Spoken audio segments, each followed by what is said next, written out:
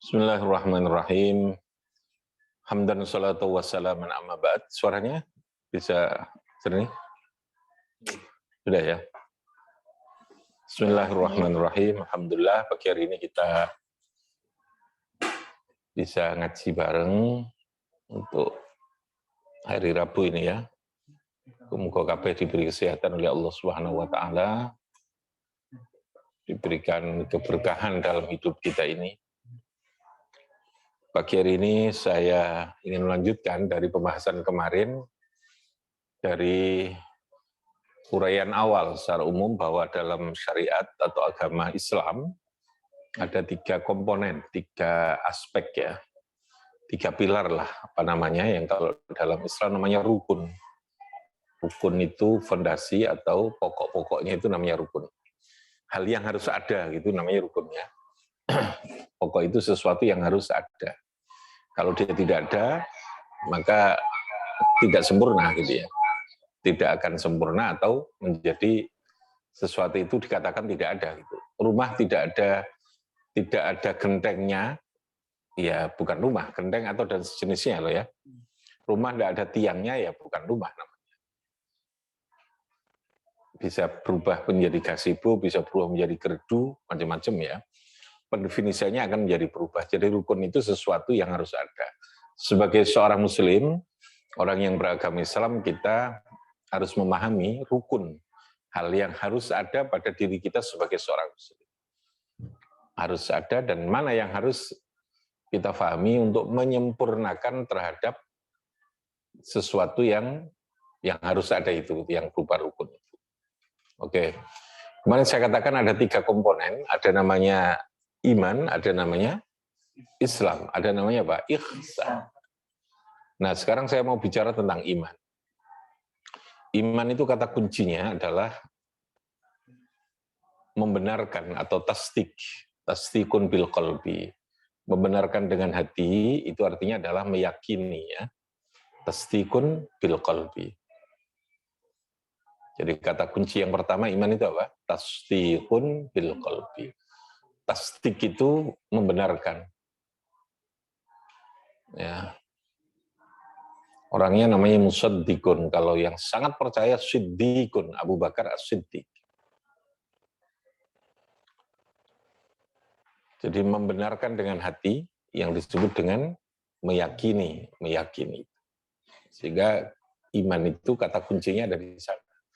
Tasdikun bil qalbi. Yang kedua, iman itu adalah iqrarun bil lisan. Jadi tidak cukup dengan keyakinan yang ada dalam hati, tapi harus ada ikrar. Ikrar itu mengucapkan. Jadi ada kalimat atau yang mewakili kalimat. Jadi kalau orang tidak bisa bicara, karena dalam keadaan bisu, maka bisa mewakilkan dengan isyarat, dengan tulisan. Itu namanya ikrar.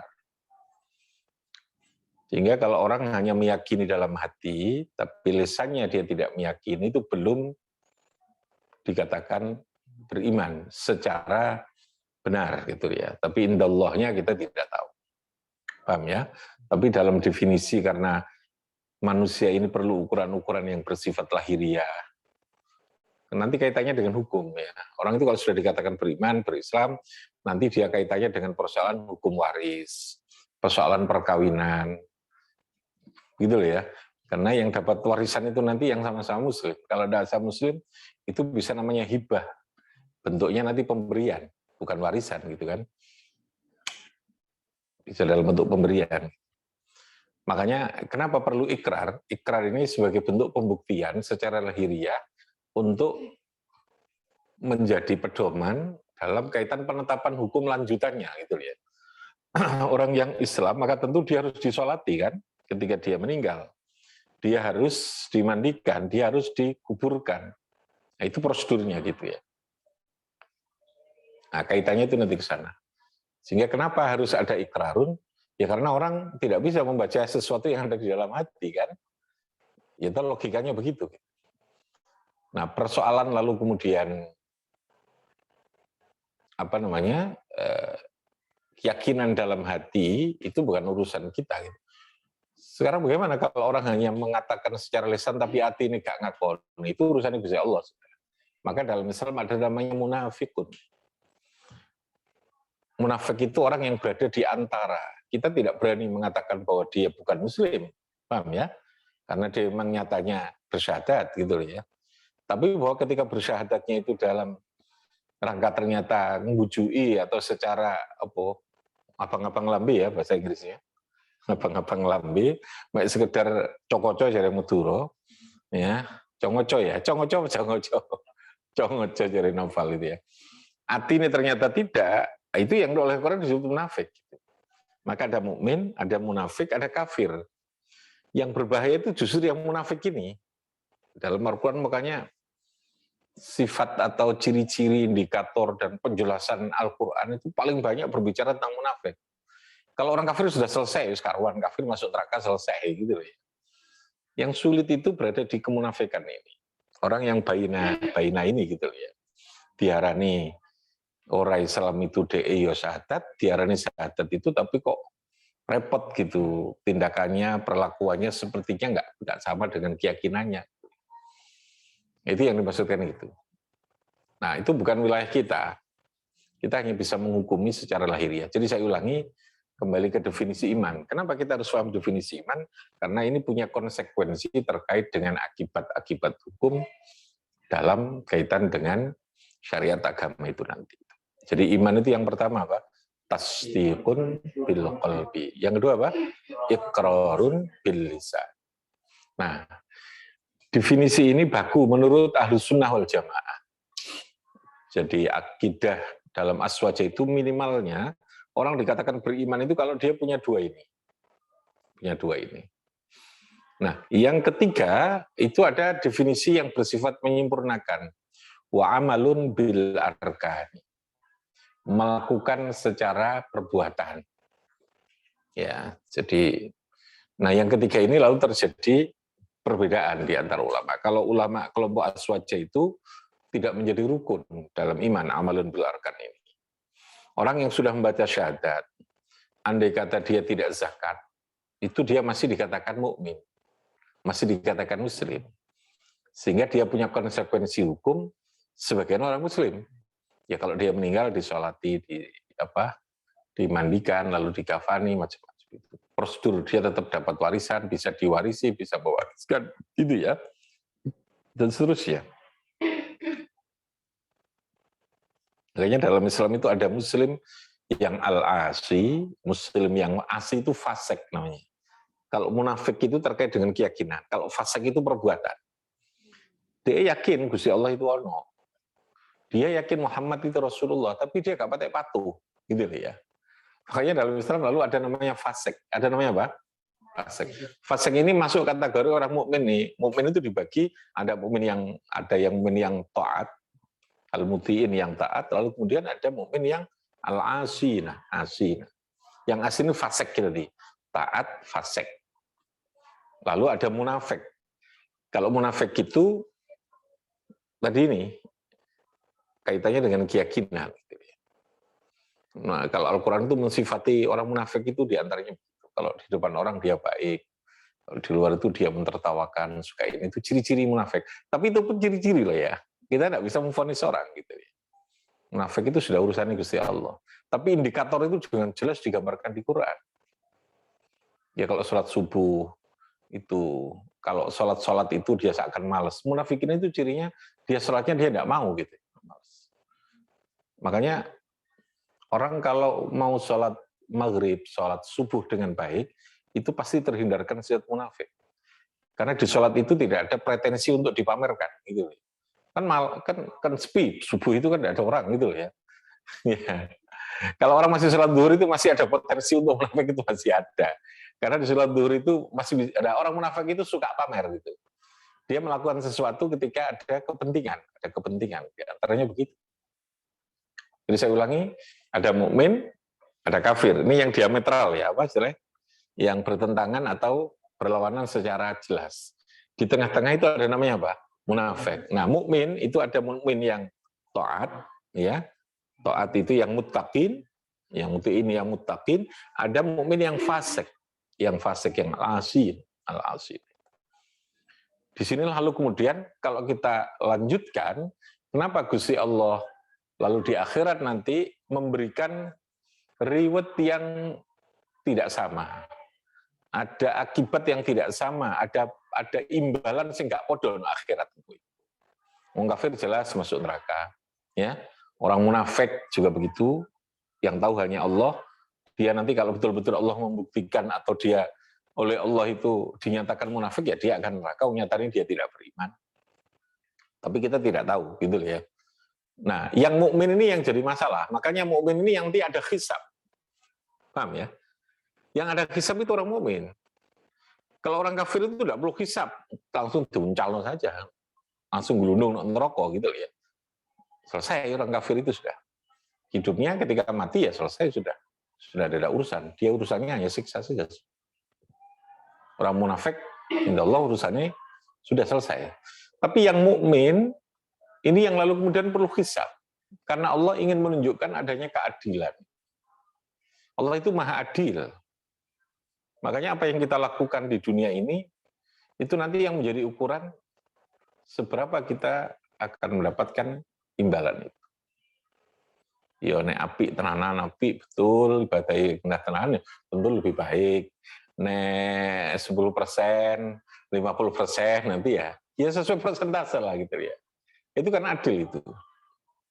Apa Allah bisa begitu? Ya sangat bisa untuk mengukur itu, karena Allah itu maha mengetahui, Allah maha tahu, ya kayak kita. Dengan murid kita lebih tahu, menungso wae kita ngerti.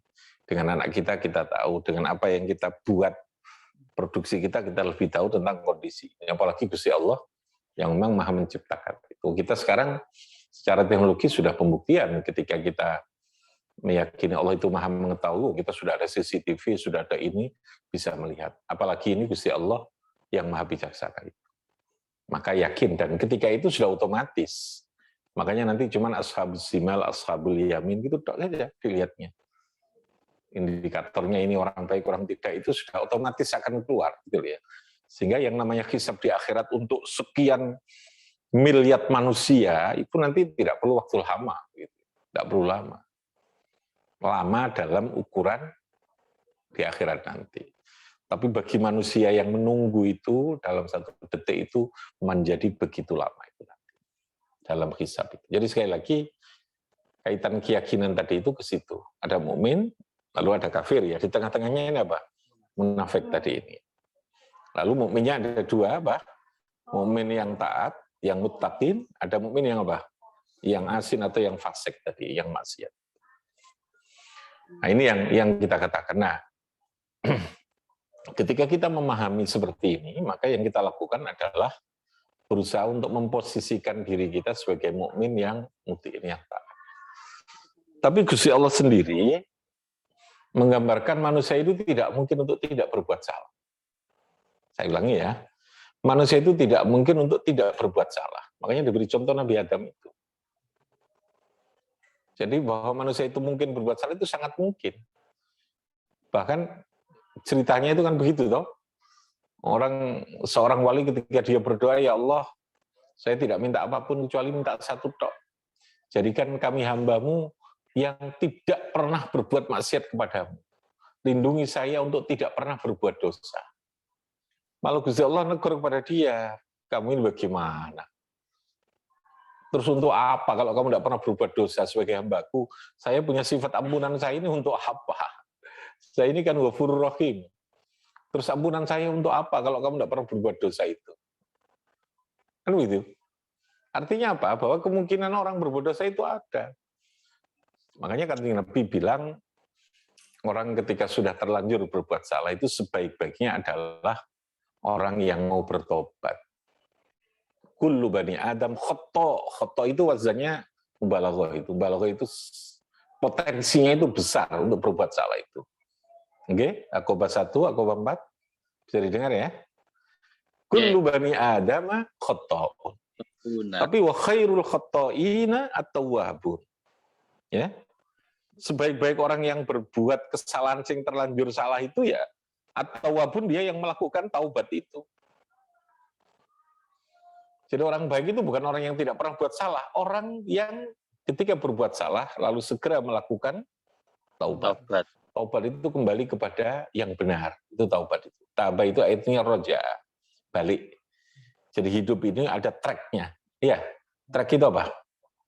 Jalan, ada jalan. Jalan itu agama itu, kemarin saya katakan. Jalan itu berupa agama. Kalau kita ini keluar dari track itu, maka segeralah kembali. Kembali itu namanya roja'ah.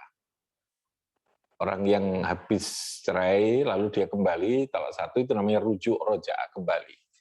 Orang yang keluar berbuat maksiat, lalu dia segera kembali, itu namanya taubat, roja'ah, kembali kepada kebenaran.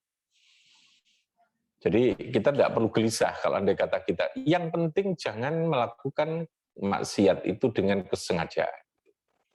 Atau mencari sesuatu supaya kita menjadi terkondisikan maksiat. Tidak boleh ya. Ya, kalau kita terlanjur berbuat salah itu udah apa-apa.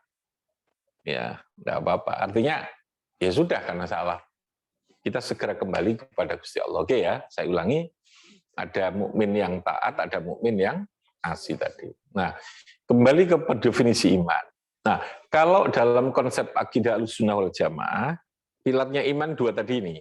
Orang pokoknya wis apa? Tasdikun bil qalbi apa? Wa iqrarun bil lisan. Apa? Tasdikun bil qalbi wa iqrarun bil lisan. Tasdik apa? Ini tasdikun bil qalbi wa iqrarun bil lisan. Itu sudah dikatakan mukmin. Meskipun dia belum secara sempurna atau belum melakukan amalun bil arkan. Ini bedanya dengan akidahnya Khawarij. Kalau Khawarij itu kalau tidak amalun bil arkan, dia belum dikatakan beriman, kafir. Ini makanya sensitif gitu ya. Pendefinisian ini menjadi sangat penting.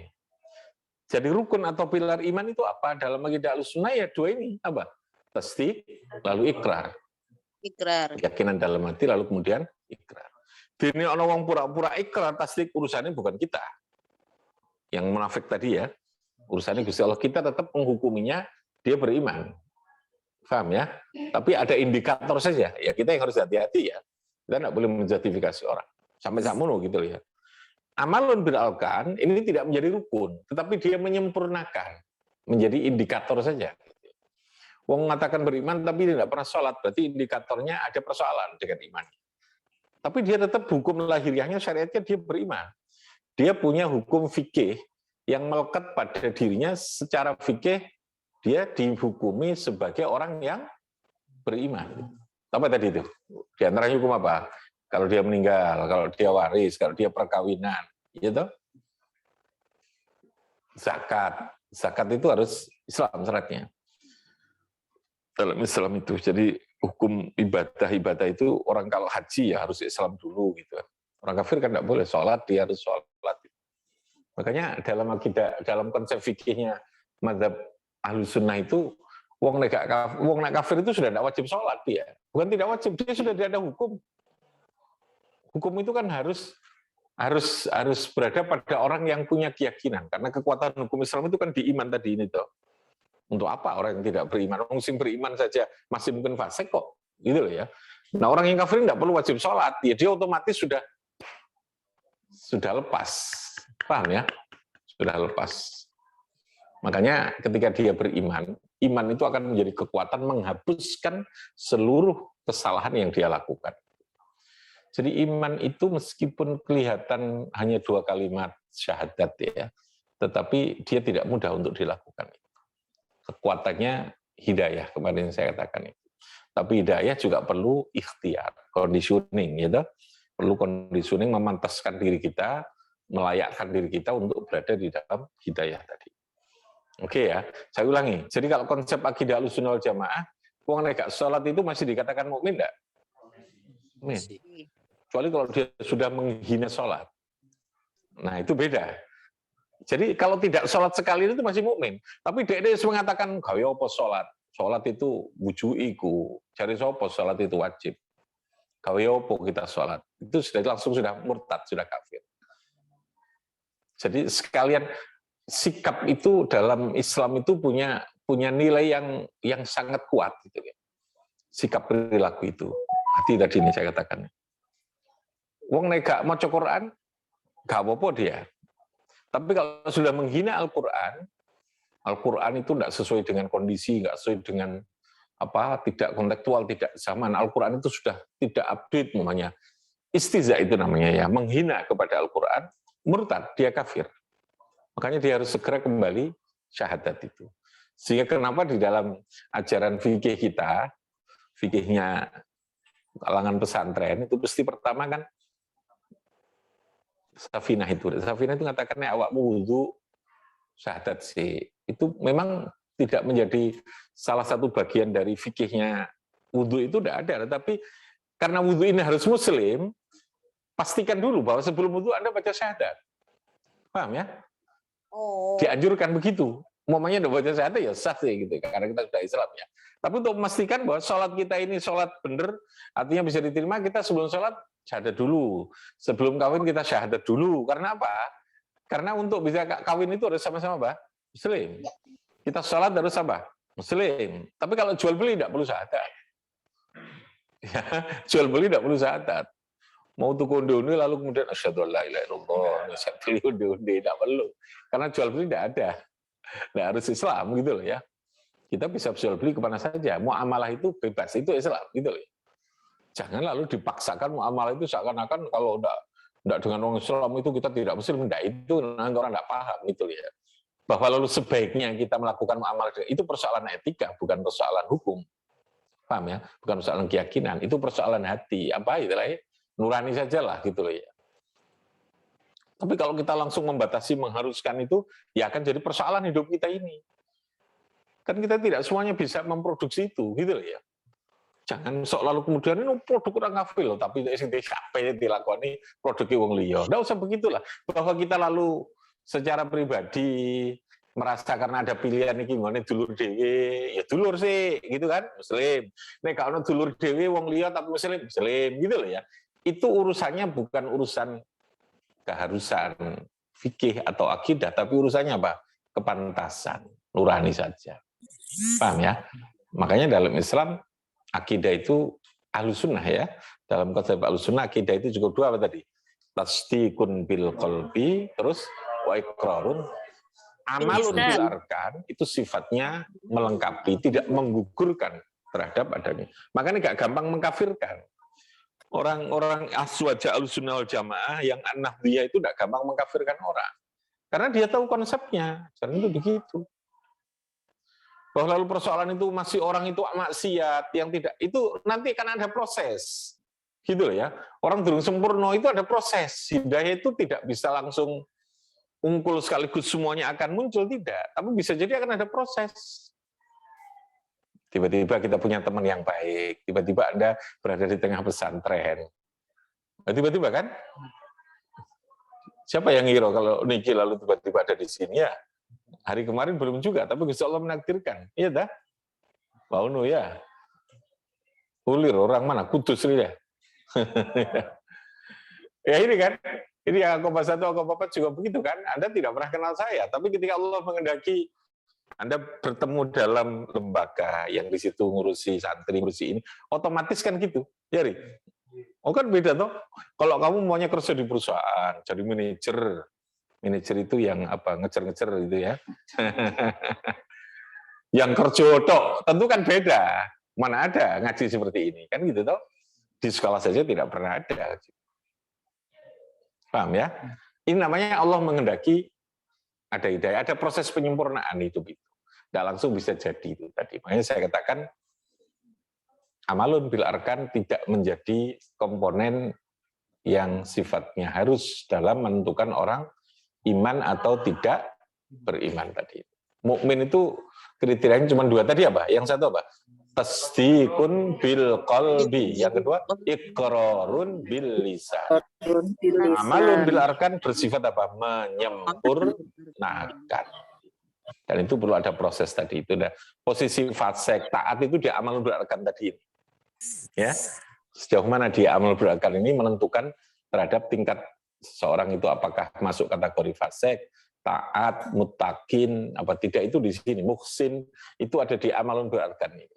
Tapi status utamanya dia tetap mukmin sepanjang dia apa?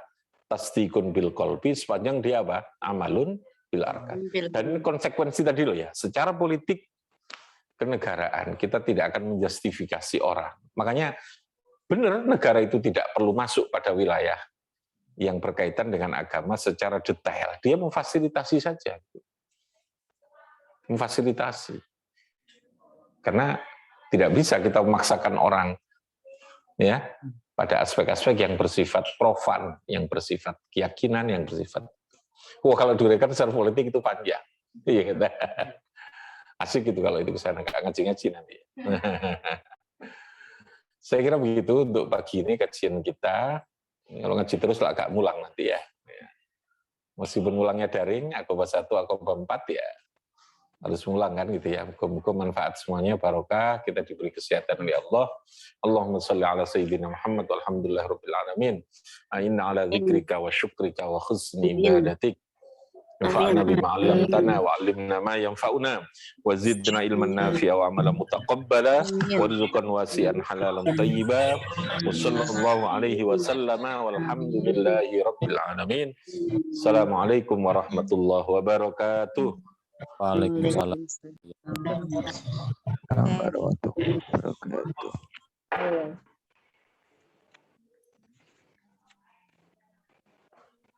Sudah dimatikan?